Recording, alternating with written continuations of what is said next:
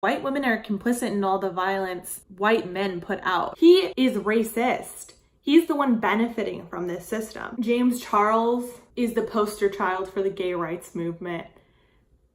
And that's not a good thing. Accountability feels like oppression to them. Your ignorance can be racism, whether you would like to admit it or not. A gay issue is not a depoliticized issue. Trans men are men. Hi sisters, James Charles here and welcome back to my YouTube channel. What's up everybody? Welcome back to my channel. Hi, how are ya? Hey, what's up you guys? Yes, welcome back to another conspiracy theory video. Hi guys, it's Hannah Mojo. Welcome to my channel, or welcome back to my channel. Hey y'all, what's poppin' off? Welcome back to my channel, or welcome to my channel if you're new here. My name is Holly and today we're going to be talking about communities within the YouTube platform. We will be talking about James Charles, Jeffree Star, Shane Dawson, and Tana Mojo.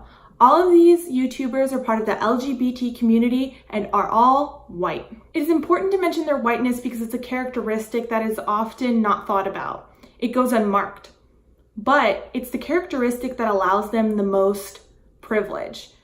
That, along with several other characteristics, including all of their genders, they're able-bodied, they all have this very large platform to reach an audience of millions. This video will primarily include apology videos from the YouTubers and not the content which triggered the apologies. I personally will be using the apology videos more so than any triggering content because I would like this video to reach the widest range of audience that it can. With that being said, I will be covering topics that may be triggering for some, so please proceed with caution as we move on through the video. Thank you so much for watching. I hope you enjoy it. Starting from the top, I would like to talk about communities. We can think about the communities within inside of YouTube. You have the commentating community, you have sketch comedians, you have the beauty community, and you have gamers, you have so much more. Today we're going to be focusing on LGBT YouTubers. More specifically, we're going to be talking about the white YouTubers. So with the basic knowledge that people in different communities experience different levels of oppression, we can understand that people within a community can have a different experience, meaning that LGBT YouTubers are not all the same. They're not going to have the same ideas, the same lived experience, and the same understanding. With that being said, it should always be the point of the politics to uplift the most marginalized and the most oppressed individuals. People of color and Black folks have a much harder time getting acceptance that is just given to white folks. The YouTubers that I mentioned in the intro are all people who have made repeated comments that have been harmful to their community, whether that just be YouTubers, people within the LGBT community, or people at large that are not a part of the groups that they are in. I'm bringing emphasis on these YouTubers because I believe that they're the epitome of what the gay rights movement wants. The gay rights movement has historically been oppressive to people who are, if you are not a gay white man that is able-bodied, there's exclusion within the gay rights movement. With that being said, we have to acknowledge that privilege and oppression are not mutually exclusive, meaning that they can and they do happen at the same time. An individual who experiences oppression can also be the oppressor in different situations. For example, James Charles, Jeffree Star, and Shane Dawson are all part of the LGBT community, which is a historically oppressed group. But they are all white. More so, they're all male. So they have male privilege and they also have white privilege. Moving into more in-depth examples, it doesn't stop at two opposing identities. Someone contains more than one marginalized identity. So, for example, take someone who is part of the LGBT community but is also Black. They have two marginalized identities that intersect and create a very unique experience for who that person is. Another example, take someone who is transgender and disabled. Two marginalized identities which intersect and create the being that they are. The limit is not just at two marginalized identities, but these are just examples of how someone can have more than one marginalized identity. I'd like to bring in a quote by Kathy Cohen, an American political scientist. I'll read it verbatim. Queer politics has often been built around a simple dichotomy between those deemed queer and those deemed heterosexual. This implies that all heterosexuals are dominant and all queers are marginalized and invisible, when these YouTubers are a perfect example of how that is not true. They are part of the queer community, but they play the role of the oppressor in many situations that they insert themselves into or create for themselves. I believe that this fact allows the YouTubers to feel emboldened to keep creating content and putting out messages that are hurtful and harmful to communities within their own as well as outside of their own. Just because someone experiences oppression does not mean that they cannot be an oppressor to someone else. It is important to mention that this is about a system that is deeper than individual racism, which we'll dive further into a little later in the video. Positionality in social space changes depending on context, but I argue that within the YouTube community, they view the white gay man as the preferred sexual deviant. And what I mean by that is that YouTube upholds the same type of rhetoric and hierarchy that the real world replicates. It's the idea that if we're going to have someone who is queer represented on this platform, well, it might as well be the least queer individual. And by least queer, historically, that's been viewed as the white, gay, cis man. And very important to mention as well that they're able-bodied, that they barely deviate from the perfect, angelic look of what a white person or whiteness should be. With the single marginalized characteristic of gay or bisexual in Shane Dawson's case, the privilege of full whiteness is still within reach for these folks. With that being said, I believe that all of these YouTubers fall into homonormativity. You may be thinking to yourself, Holly, did you mean heteronormativity? And no, I did not mean heteronormativity. I mean homonormativity. And to give you a better understanding of what that means, I'm actually going to read a quote from the individual who coined the term new homonormativity. Lisa Duggan describes the new homonormativity as something that does not contest dominant heteronormative assumptions and institutions, but upholds and sustains them, while promising the possibility of a demobilized gay constituency and a privated, depoliticized gay culture. Essentially, when I read that quote, what I understand is that they're assimilating. They're going to try to reproduce the same hierarchy and white structure that is in this system. And by this system, I do mean the American system. I believe that the actions of James Charles, Shane Dawson, and Jeffree Star all work around homonormativity. Homonormativity seeks to find solely gay issues that are not working for multiply marginalized individuals, as we discussed. Basically, what a gay issue would be something that would further allow them to become citizens in the eyes of a neoliberal government. What that means is things along the lines of military inclusion. If you're included in the military, you're more of a citizen because it's your civic duty to fight. Goals like marriage and being part of the military are goals that focus on being the perfect American citizen. These goals do not make it safer, more accessible, or more practical for LGBT people to exist. All they do is assimilate to the American agenda of what a citizen should be. These goals are the focus of the gay rights movement, not queer liberatory politics. If a focus was on what is going to affect the most marginalized individuals of a group, they would not be focusing on what the white, gay, cis, able-bodied male needs. If you uplift the bottom, if you uplift the most marginalized people, you're going to uplift the rest.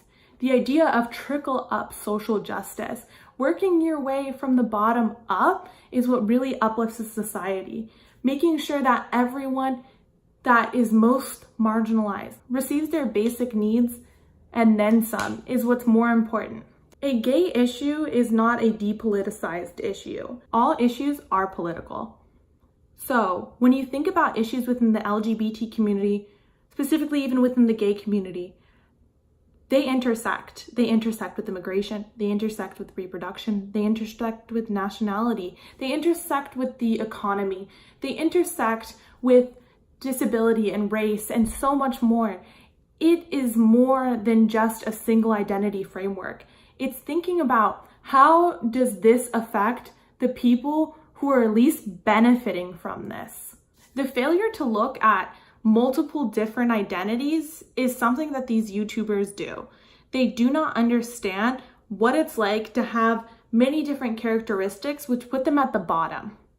There are still a few things that I would like to touch on. For example, call out culture and cancel culture. On the internet, social media, particularly within Twitter, you see cancel culture a lot and you see call out culture. But what I would like to examine or have you think about throughout this entire video is, what does cancel culture achieve? And is call out culture what we're looking for? So what I see for James Charles and Jeffree Star is that I believe what they see as accountability is shade range activism. When they talk about products or decide not to use products on their channel, they're focusing on the fact that the shade range isn't enough, meaning that particularly Black folks are not going to have shades that match them, even if they were to mix colors or do anything along those lines for the foundation. But where I see is that these YouTubers, that's their limit. They don't include more things to do for the communities which they have affected with their racism. More sentiments to go along with that. I believe that an apology is not accountability. It's the bare minimum. I believe that demonetizing videos is not accountability. Deleting tweets is not accountability. I believe that deplatforming individuals is not accountability. Most importantly, I believe that giving money to charities is not accountability. Sure, write them a check. Do that because you have the funds and you have the means. But it's not making sure that you're being educated or educating yourself and taking that accountability and that self-analysis and reflection. It's the bare minimum of what you can do because you have the privilege to do so. I think that accountability should be more focused on things like education, educating yourself and taking accountability for yourself and your actions, not continuously, as we'll see later in the video, having yourself say, I was so young then, this was my fault, this is why I did this, when it's not about that. It's about going and doing better without a white savior complex. All in all, I think that accountability is more than public relations deep. It should be about going to therapy and working out your internalized anti-Blackness, your homophobia, your racism, your xenophobia, all your problems, working them out, figuring out how you're going to do better and creating an action plan for yourself. Because accountability is not an apology. And an important note is saying, do not burden the folks and the communities which you've hurt by asking them to educate you. It is not their job to educate you. All right, moving into my last point. Enabling. Subscribers, likes, comments, tweets, shares, so much more, the act of virality. That's what keeps these YouTubers going. The fact that they know that they're still going to receive attention and the stands that allow them to. The continued support that they receive from their subscribers is what allows them to continue to act the way that they do. Or at least it's one piece of the puzzle. Primarily, it's the hierarchy, but these subscribers feed into that hierarchy, feed into the ego of these YouTubers. For example, if one of these YouTubers were to say, this individual made a mean comment to me, and puts the name of the individual that made the mean comment, all of the little subscribers are going to go to that individual and yell at that individual. Whether or not that individual is making a valid point or not, YouTube as a platform has allowed people to police each other. They've actually deputized their users to be the ones to report content. That if the creators of YouTube and the people who work for YouTube do not find the content which may be harmful, they've told their users, you need to be the ones to do this.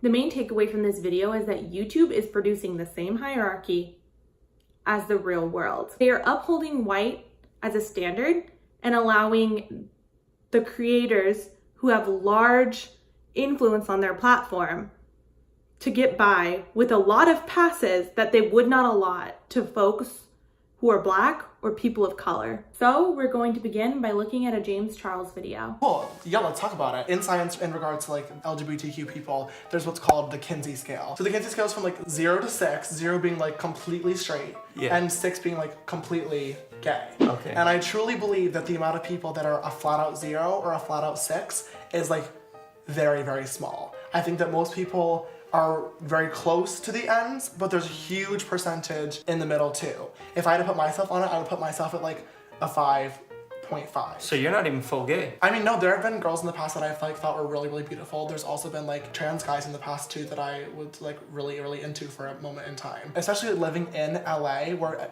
everybody's like a lot more open-minded. I think that honestly, like majority of guys are like wanting to experiment. This video shows us two things.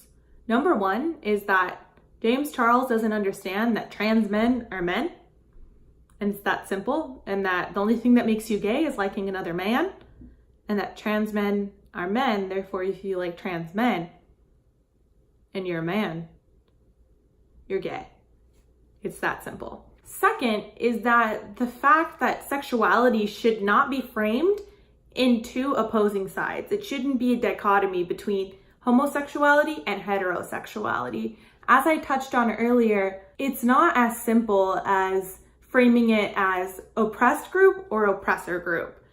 There are multiple different identities which make up an individual. He explains it as if there's only the option to be kind of homosexual, kind of heterosexual, and the possibility of being bisexual. When that leaves out individuals who are pansexual, asexual, who just identify as queer.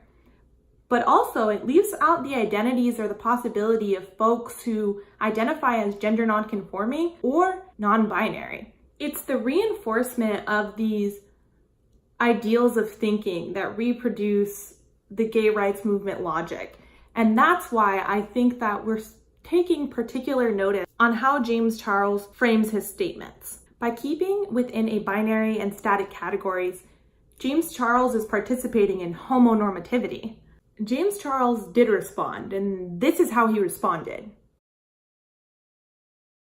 Tweets and stuff from the past being dug up once again on Twitter, but I'm also seeing a lot of people saying that I've never addressed this stuff publicly, and I'm now realizing that I have talked about this so many times, but only with my followers and the people that support me, and I've never really made a direct apology to the people that my tweets affected, which is where an apology should have been directed in the first place. Okay, so for this second video, James Charles is right. He should have apologized to the communities which it impacted.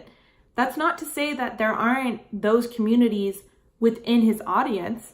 It's just saying that more people are impacted than just the folks in his audience. But I would like to emphasize that an apology is not accountability. It doesn't take away the hurtful rhetoric. It's important to acknowledge intent versus impact. He goes on to say that it was not his intention, that he didn't mean to impact the community in the way that he did, that it was purely ignorance. And he says that his ignorance was not racism. But we'll talk about it a little later in the video with Shane Dawson. Your ignorance can be racism, whether you would like to admit it or not. In case you didn't know, a few years ago I posted some really, really ignorant and shitty and offensive tweets regarding people of different races that I'm really, really not proud of. They were disgusting, they were degrading, and I now realize how my words actually affect people, and I'm really ashamed to think that at one point I thought that that was okay to say. They were posted 5 years ago when I was 13, and they did not come from a place of hate. They came from me being a really ignorant 13-year-old that shouldn't have had a Twitter account. But that being said, there is no amount of time that can pass and no amount of age that excuses racism or any sort of shitty tweet, and I'm not making any excuses for my actions. That being said, they were posted a long time ago, and I have grown so much as a person since then, and I'm not the same person today that I was 5 years ago. So James Charles has had many apologies in his time. And what I've noticed is that in this video and others, you can sense how annoyed he is in his voice, that he has to apologize for actions that he made, for words that he chose. You can hear in his voice how annoyed he is. He's annoyed that he has to apologize and be held accountable consistently because it doesn't seem as if he's making changes. I personally think it's very funny that white people and privileged people feel so incredibly inconvenienced when they have to apologize for their actions, when Black and brown people have to apologize consistently just for their existence. Accountability feels like oppression to them because they've never had to be on a level playing field. Now a lot of my being on social media has literally been like turning myself into a meme and then profiting off of the hate. So that last clip that we just watched was part of his coming out video. It has nothing to do with the latest controversy, which is what we're talking about in this portion. This is what happened in his last controversy. Basically, he was called out by Tati Westbrook for a few of the shady things that he was doing. Tati Westbrook is a white woman. This was the first time that he was called out by someone who was a white person. Because it was a white person, he gave her the common decency of responding to her on the YouTube platform. When you go back and look at all of his controversies and all of the different ways that he decided to respond to those controversies, it's been on his platforms where he has a less amount of subscribers than YouTube.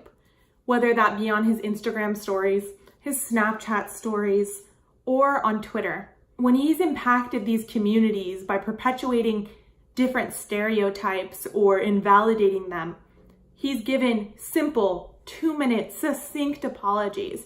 But because the people that he hurt in his last controversy were white men and women, he gave them the decency of making a 43-minute video and another 8-minute video apologizing. I think that showcases who he thinks deserves respect and his platform and who does not. I would also like to point out that within his 43-minute, too long to even include in this video, he specifically talks about how he shouldn't be judged because he's never had intercourse and he's a virgin, so like, give me respect or whatever.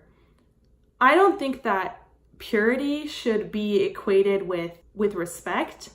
I don't think that promiscuity or having multiple partners should at all impact how folks perceive you. And by him framing it in the way that he did, he was upholding those standards as well. James Charles is the poster child for the gay rights movement.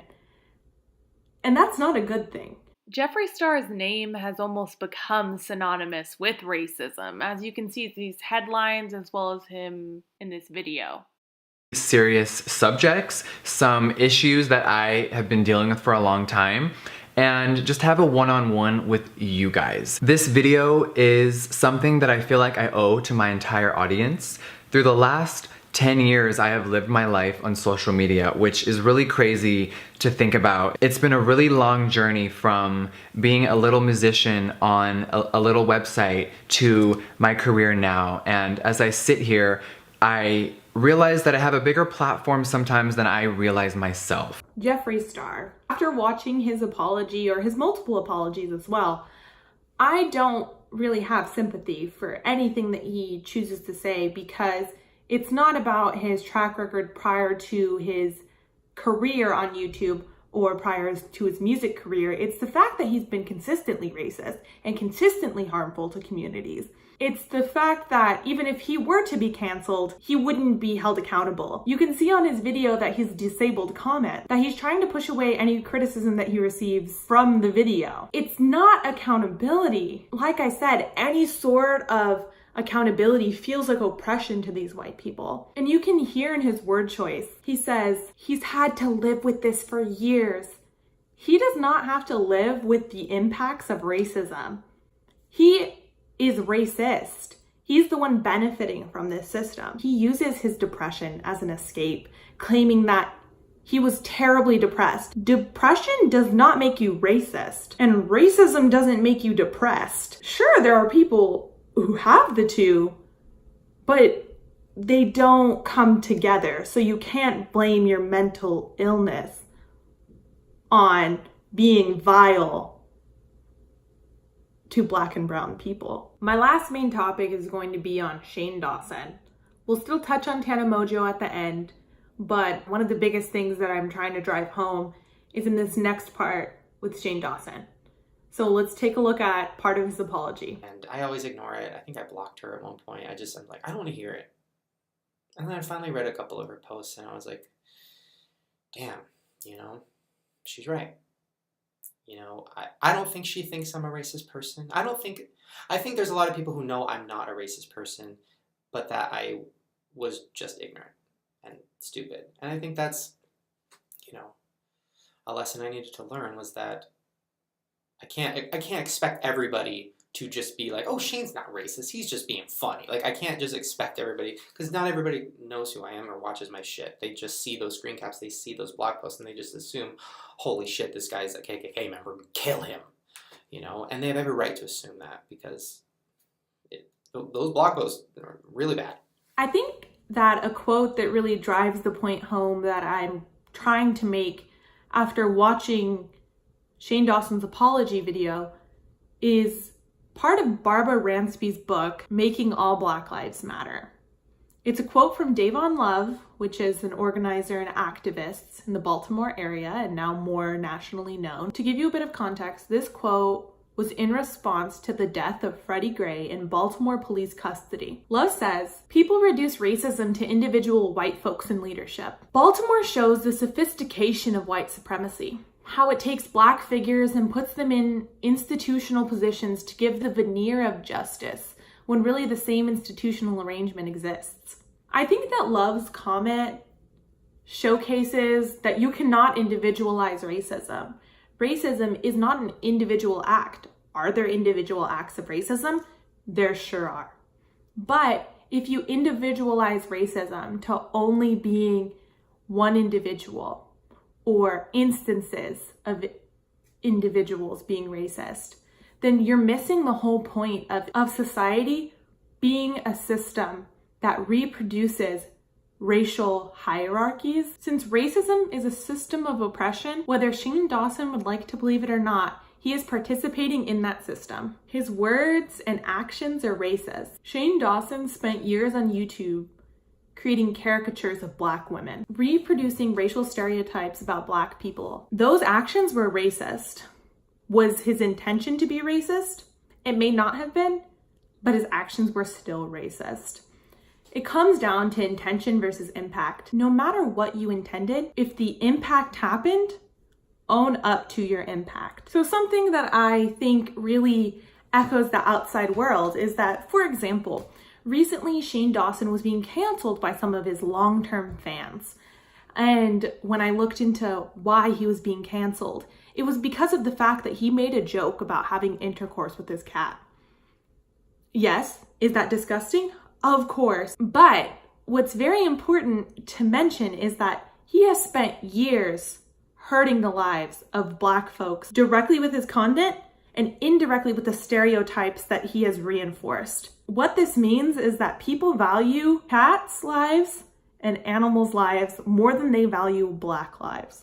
The last individual that we're going to talk about is Tana Mojo. Here's a clip from Tana Mojo's apology video about her saying the N-word. Hi, today's video is going to be the hardest video I've ever had to film. And I'm not gonna lie to you, I am so nervous. And I've spent the past week doing nothing but running away from my problems and hiding from all my problems and trying to avoid this, because that's what I do best. When I have a problem, I push it under the rug and I run away from it and I hide from it until I can't anymore. And I woke up today and was like, I need to face this head on. I owe the people that subscribe to me and the people that love me and the people who've supported me through everything and the people who are supporting me through this, I owe them an explanation and an apology with no excuses. And so that's what I'm going to do today. I'm going to own up to everything I have done wrong. I'm going to own up to all of my mistakes. I'm going to apologize for them. And I want you guys to know that I'm really thankful for anybody who is still here to listen. I honestly don't deserve the amount of love and support you guys have been giving me this past week, and the amount of you that are still here to hear me out is After watching Tana Mojo's video, I don't see how she handled her controversies any different than how the people we talked about prior handled their controversies. My primary use for using Tana Mojo's video is the fact that I wanted to show that white women are complicit in all the violence white men put out, that they're comfortable reproducing the same sort of rhetoric and only being held accountable when it affects them, or only apologizing, I should say, when it affects them. Tana has collaborated with every other person that I've mentioned in this video. She's enabled them just as her fans have enabled her. As we start wrapping up my thoughts, I would like to emphasize that all these individuals said they would not make excuses, but if you go and look at their apology videos, each and every one of them made excuses. So this is where we start wrapping up the video. And I understand that a large portion of this video was focused on James Charles. I personally wanted to focus the most on James Charles because I believe that he is the poster child, as I have said, for the gay rights movement. And like I said, it's not a good thing. It's not a good thing, but it does explain why his actions are accepted so broadly. The gay agenda has been co-opted by white gay men, meaning that it's only helping the least marginalized communities. For myself, I prefer a more liberating framework. I believe that, as I've mentioned, trickle up social justice is the way to go. It's the way to help everyone. If we work from the bottom up, everyone will be liberated. But if we work from the top down, not everyone's going to reap those benefits. It's relatively easy to achieve virality on the YouTube platform as long as you have a phone and a personality. Apparently, it's pretty easy to keep your platform too if you're white. So a few points I'd like to emphasize before we end this video out is all these apologies are not accountability. All in all, these YouTubers need to be held accountable for their actions. And that accountability is more than an apology video. It's more than demonetization. And it's more than what the mainstream would tell you. The sentiment that I would love to leave you with is, in order for us to not replicate the same systems of oppression in a hierarchy, we have to actively work to dismantle those systems and work to be against those systems. In order to not be racist, you have to be anti-racist. I recognize that each person is on their own journey to become better, become more accountable, and resist the systems that we're taught to just inherently believe in. But I believe that some of us need to do better. I really want to emphasize that we need to create systems which uplift the most marginalized. The people who are the most privileged will not suffer because the people at the bottom are being uplifted. And that's something that these YouTubers need to recognize. All in all, thank you for watching. I hope you have a wonderful day. I truly appreciate you. I'll see you later. Bye-bye.